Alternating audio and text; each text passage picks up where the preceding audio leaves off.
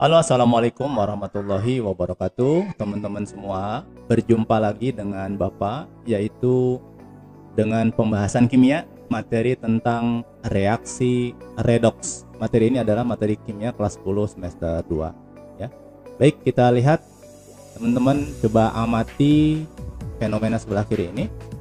Oke, apakah pernah melihat ini atau melakukan ini? Ya, ini adalah orang membakar petasan kembang api. Kalau yang di sebelah kanan, apa ini? Besi berkarat, ya. Nah, oke. Nah, tentunya fenomena ini kita sering dapati dalam kehidupan sehari-hari. Nah, ini adalah beberapa contoh reaksi redoks dalam kehidupan sehari-hari. Baik, kita lihat secara teori, apa itu reaksi redoks, teman-teman? Reaksi redoks itu, red-nya itu adalah singkatan dari reduksi, dan ox-nya adalah singkatan dari oksidasi. Ya, jadi redoks itu adalah reaksi reduksi oksidasi.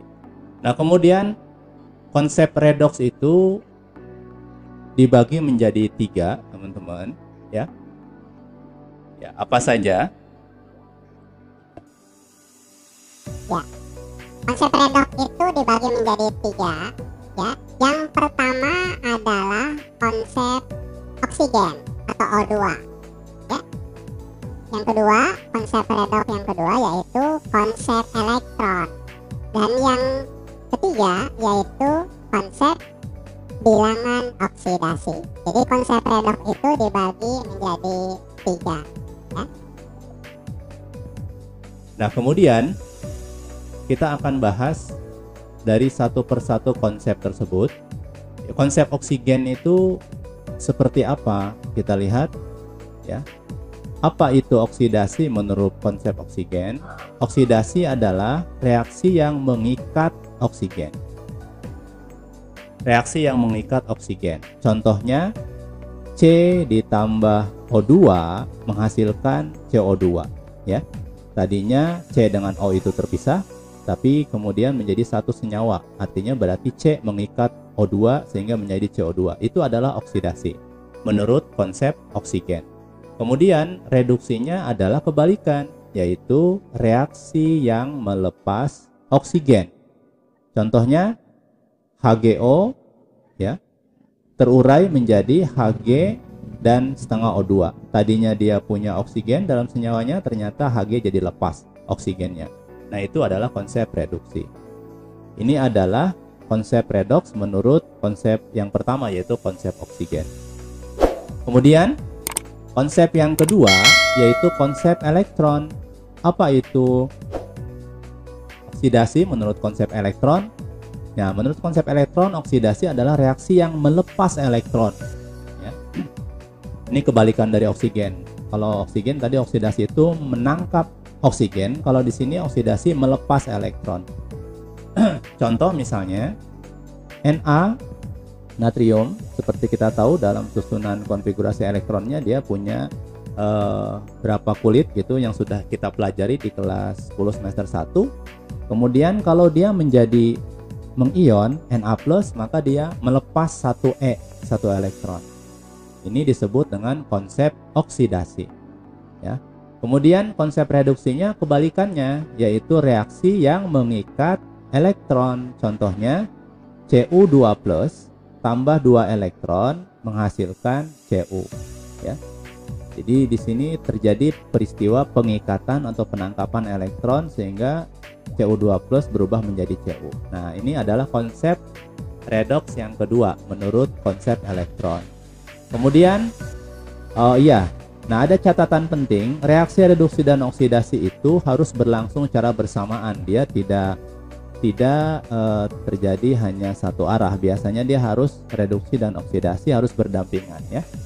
Nah, kita lanjut dengan konsep yang terakhir, yaitu konsep bilangan oksidasi. Oke, apa itu bilangan oksidasi? Dia itu mirip seperti muatan elektron yang nanti kita akan bahas, ya, lebih lanjut setelah ini. Oksidasi menurut Bilog adalah reaksi yang mengalami kenaikan Bilox atau mengalami kenaikan bilangan oksidasi. Contohnya dari Fe2+ ini kan biloxnya plus 2 berubah menjadi plus 3. Nah, ini namanya berarti oksidasi karena biloxnya naik dari 2 menjadi 3. Ya, dari 2 menjadi 3. Kemudian reduksinya menurut konsep bilox adalah kebalikannya. Reaksi yang mengalami penurunan bilox, ya. Contoh dari Cu2+, ya kan? Tambah 2 elektron berubah menjadi Cu.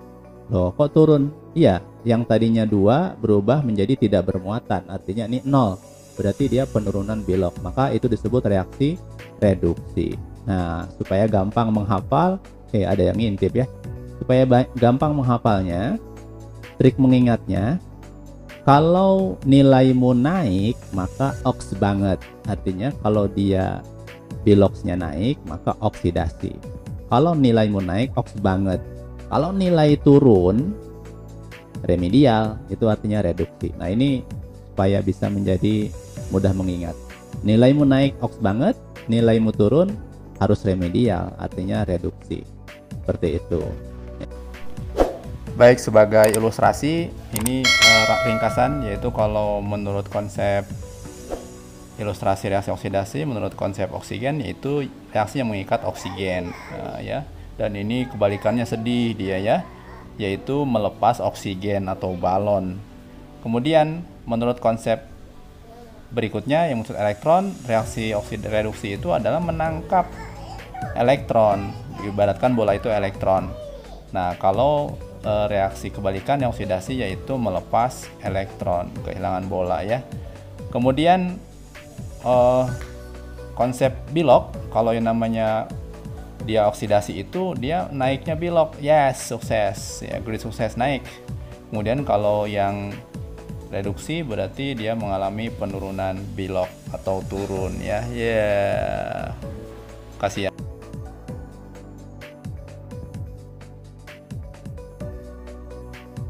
Nah, lantas seperti apa aturan-aturan bilox itu? Teman-teman, kita lihat ada 7 aturan bilangan oksidasi. Ini perlu dihafal ya. Nanti juga kalau sudah terbiasa tidak perlu dihafal, sebetulnya bisa. Ya, apa saja? Ini ada 7 aturan bilox. Yang pertama, bilox unsur bebas itu adalah 0. Kemudian bilox ion monoatom dan poliatom sama dengan muatan ionnya. Ya, apa artinya nanti kita langsung praktek dalam contoh soalnya ya. Kemudian yang ketiga, bilox unsur golongan 1A adalah +1, golongan 2A itu +2.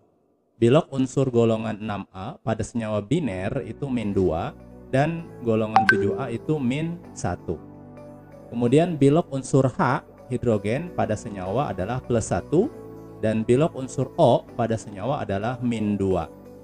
Nah, ini yang tidak kalah penting, jumlah total bilox untuk semua atom unsur dalam suatu molekul senyawa netral itu adalah 0 ya. Jadi kata kuncinya jumlah total bilox untuk senyawa netral itu 0. Kalau dia senyawanya bermuatan, maka sama dengan muatannya.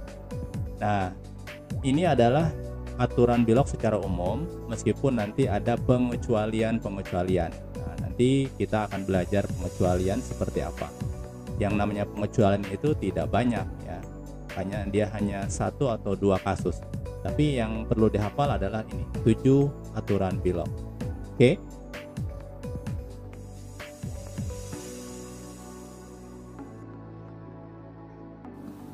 Oke teman-teman, kita akan coba praktekkan aturan-aturan bilox yang sudah kita buat itu dengan dalam bentuk soal langsung ya. Baik, kan kita sudah lihat tuh di sebelah itu ada aturan bilox ya, ada 7. Kita pelajari. Sekarang tentukan bilox unsur yang digaris bawahi. Yang pertama yaitu K. Nah, dia sendirian nih, ya kan? Dia sendirian, berapa biloxnya? Karena dia sendirian, maka bisa kita langsung vonis bahwa bilox K itu adalah 0. Kenapa 0? Karena unsur bebas, ya. Sama seperti aturan nomor 1, ya. Bilox unsur bebas adalah 0. Selain K apalagi? Oh, banyak. Pokoknya yang unsur-unsur sendirian atau misalnya dalam bentuk diatomik, contohnya misalnya O2 ya. Pak, dia ada 2, tidak sendirian, tapi ini termasuk unsur bebas, biloxnya langsung kita katakan 0 gitu ya. Itu kalau O2 saja berdiri sendiri, ya, seperti itu. Oke, jadi ini ada soal yang lain. Nah, sekarang kita masuk ke yang B. KNO3. Nah, KNO3 yang ditanyakan berapa bilox N, karena N yang digaris bawahi kan. Baik. Nah, di sini kita punya unsur K, ada N, ada O, ada 3 ya. K, N, O. Yang sudah diketahui dari aturan bilog itu, kita punya K. K itu golongan berapa? Dalam unsur itu dia golongan 1A. Ingat, kan golongan 1A itu singkatannya hari libur nanti kita rombongan cari si Franz. Nah, K itu ada di sini. Golongan 1A, maka dia bilognya +1. Tulis saja +1, ya kan? Kemudian siapa lagi yang sudah ketahuan? O. Oksigen itu aturan nomor 6, ya kan? Lihat aturan nomor 6, teman-teman. Oksigen itu bilognya adalah -2. Jadi kita buat -2. Oke. Nah, kemudian teman-teman lihat, KNO3 itu senyawanya netral atau bermuatan. Pengertian netral itu artinya dia di sini di ujung kanan atasnya itu tidak ada kayak gini nih. Ini kalau ini kan min berarti bermuatan. Ini plus berarti bermuatan. Kalau ini berarti senyawa netral. Apa?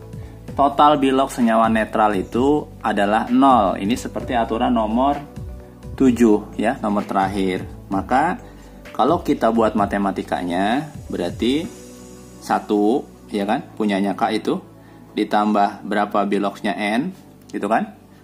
Ditambah, nah oksigen kan -2. -2 dikali jumlahnya ada berapa? Ada 3. Berarti -2 dikali 3 berapa? -6 ya kan? Sama dengan 0. Kenapa 0? Karena ini total bilog dari unsur atau senyawa netral itu 0. Sudah, berarti tinggal N sama dengan -6-nya pindah ke kanan jadi plus ya kan? 6. Kemudian satunya pindah jadi -1. Berarti sama dengan plus 5. Nah, jadi bilognya si N itu teman-teman di sini adalah plus 5 ya. Paham ya? Baik, kemudian kita lanjut yang C.